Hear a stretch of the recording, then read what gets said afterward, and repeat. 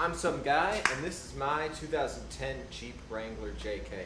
And if you have a similar JK or any type of Jeep Wrangler, you probably have this problem too. Come on in.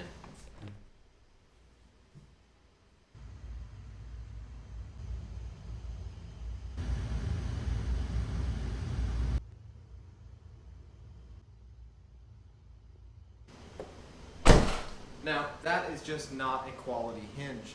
But for once, it's not actually Jeep's fault. It's not a flaw, it's a feature. This is how Jeeps are supposed to be made, because when they rolled off the manufacturing floor, there's a little aluminum sleeve in each one of these hinges. And I can guarantee you when we crack them open, mine are going to be shot, gone, because that's what they're meant to be. They're supposed to be a sacrificial lamb that the steel hinges aren't supposed to be wearing on each other. This little aluminum is supposed to be taking that grinding and just shipped right out the door. Now, let's get into the first thing you need to do, and that's hop online and order some replacement ones. There's a bunch on the internet, like a bunch, all over Amazon and other third-party places for like 10 bucks a pop. Those are probably going to be worn out, shot, cracked, broken, and not UV resistant, so they're not going to last more than a little while. Or you can go somewhere quality like TMR Customs, made in Canada, and get their delrin products, which you can see here. They're not in my hands. Why they aren't in my hands? Because step number 2, you're going to want to put those bad boys in the freezer. And it's going to make your installation, like almost any bushing, the installation will be a lot easier if it is frozen. Not an old wives' tale, real science. You do an upper control arm on a Jeep Cherokee Dana 30, put that thing in the freezer first. Your life's going to be a whole lot easier. And that's going to be getting yourself a T50 Torx. We're going to be taking the doors off this thing.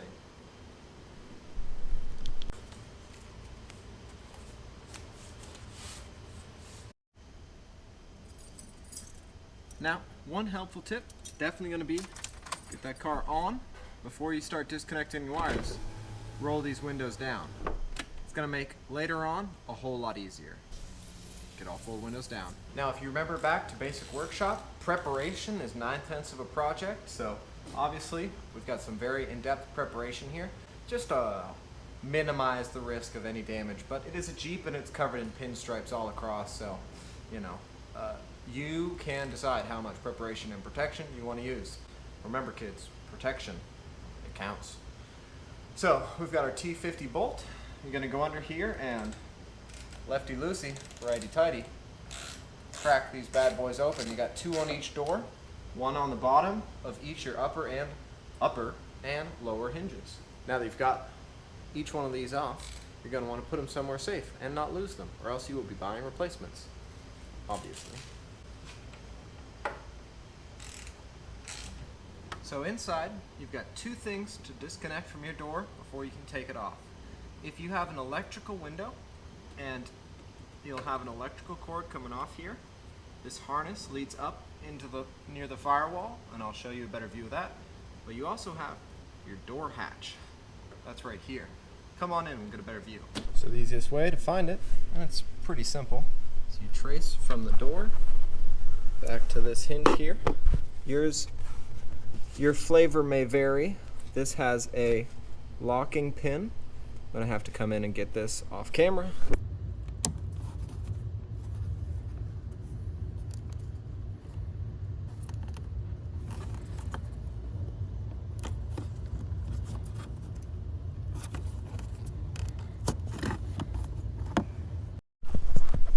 To show you what I just did. So when you first saw this pin was pushed over. You could see the red on the left side and the right side. Used a flat head to push the left side so it popped out on the right side, and I pushed down right here, pulling down, popped right off. Step number 2 is going to be this latch right here. Helps if you close the door as much as possible, if you're fully in it or outside of it. You can see the hole in the loop. You just kind of got to work it.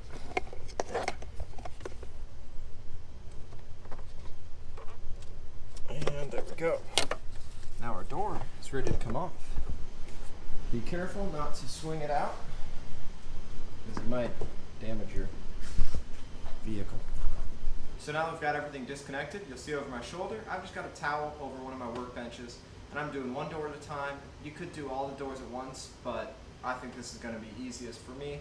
And if you have two people, probably even easier, but I'm going to reach in here, and then on the inside, I'm just reaching down on the bottom side of the glove compartment. And if it's the first time I've ever taken these doors off, so in this position, I put my thigh under here and lifted as close to the hinge as possible, and yeah, managed to lift it off. So camera won't see it, but I'm gonna walk this over to the table with the towel on it.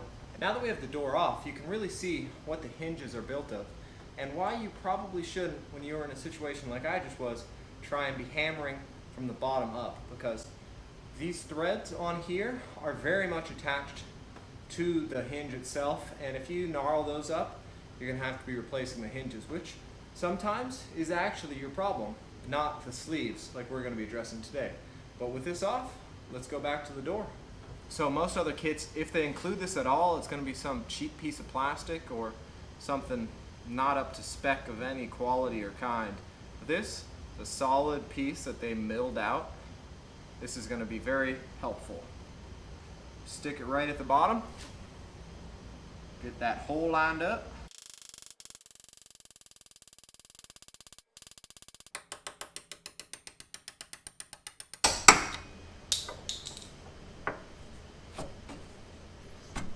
Now that's what I call a precision fit. I think one of the reasons I'm having a lot harder time getting this bottom one out is because that bottom one is in a lot worse shape. Praise sweet baby Jesus.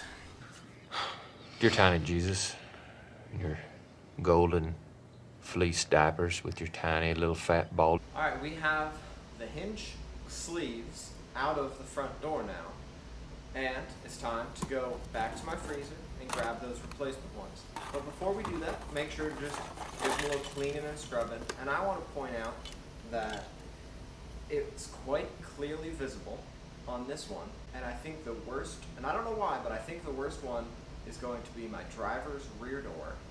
And that's just the one that when you open it, it's kind of hard to see on camera, but the bottom hinge is the one that has the most play, out of alignment, whatever words you want to use for that. It's just... Hey. So now that we have these fresh from the freezer while they're still cold, you should be able to just line them up nice and good, and it helps to have cleaned this out. So you shouldn't have to really force them in there. Should just kind of slide on in. And now if you really had to bang out the last one like I did on this, it might be a little more gummed up, but still, both top and bottom, just a little bit of palm pressure, pushed them right in. And part of that reason is because we had them in the freezer for a good, it was like 3 days for me, but you keep them in the freezer and they just get a tiny amount smaller, and when they heat up on this metal, just to room temperature, they're gonna expand. Now for reinstalling, all you have to do is do those steps backwards. So we're going to lift our door up as careful as we can, placing it back onto the body. We're then going to take the retention nuts, and I am going to be placing them back in the spot that they came from.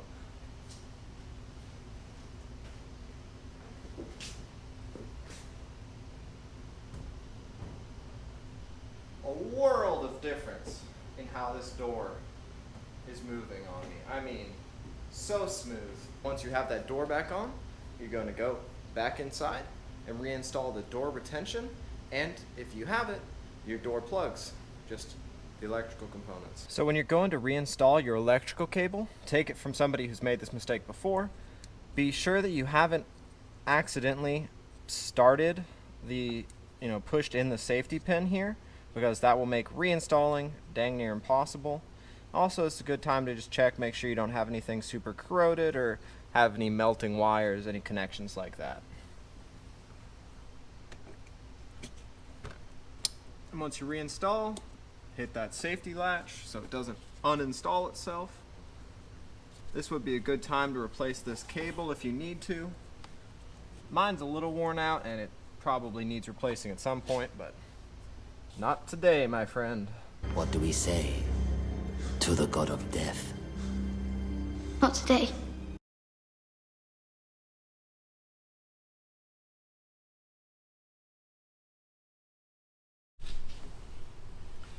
Now, the only thing that makes the back doors on the 4-door JK very much any different at all is where you're going to locate your electrical connection pin. And it helps if you move the front seat just a little bit forward. You can access this panel here. And with the flathead, pop it right off.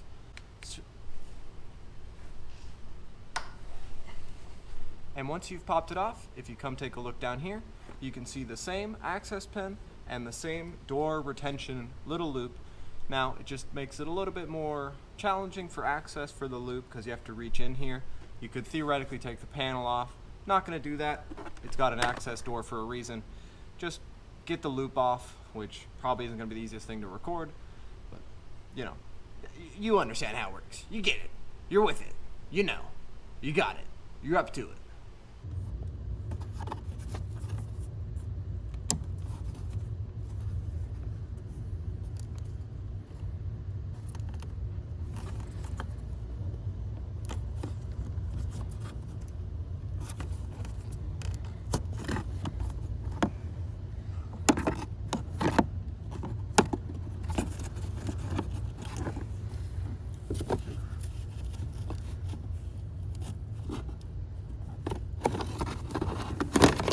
So, now, same process, take those nuts off the door, we'll lift this thing off, replace those pins with the hammer, and now you know how to do the whole Jeep.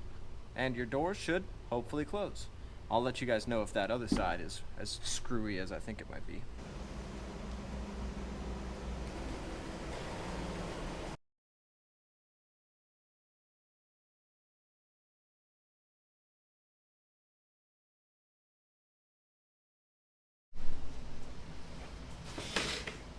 So, that time lapse was the entire time lapse of this side.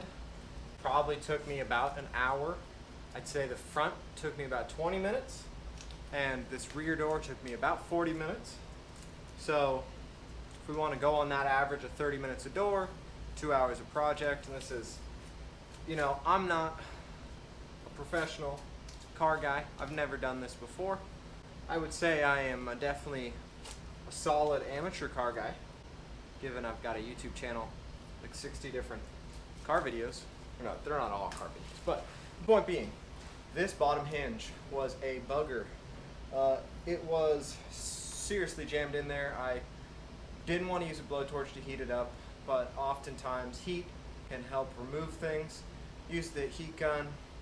I don't know, it may have helped a little bit. WD-40. I WD-40'd all these hinges a couple days ago.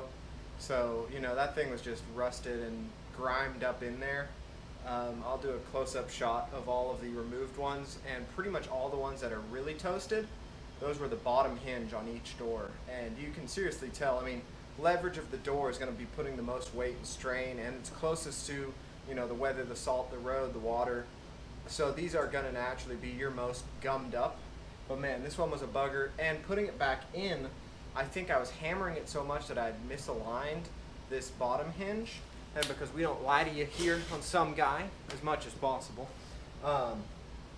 what I ended up doing, it's a 13mm bolt on the frame side hinge here. I loosened it just, I mean like an 1/8 of a turn, just enough that I was able to use the wooden side of a hammer and hammer this hinge down just about a little more than a 1/4 inch, because this was sitting up too high, and the door was. And I'm confident it was because this had gotten knocked down. So want to be as careful as possible with that, because if you loosen it too far, you're going to throw your whole thing out of misalignment, and then you're going to spend a couple years trying to realign this door, which is never fun. Well, I've been Some Guy outside. This has been replacing the door hinge liner, featuring TMR Customs door hinge liner kit. They do not sponsor me. I bought it with my own like $78. So if you want to see more videos like this, hit that like button, subscribe, go check out, putting a playlist together of all the upgrades, refurbishments, whatever you want to call them. We're doing to this Jeep. Got it, flipping it, building it into something a little bit nicer, and If you like all other sorts of Jeep videos, we got a Jeep Cherokee, and just in general outdoorsy stuff, go check out that page. Remember to follow along on Instagram at someguy_outside. And also, if some guy can do it,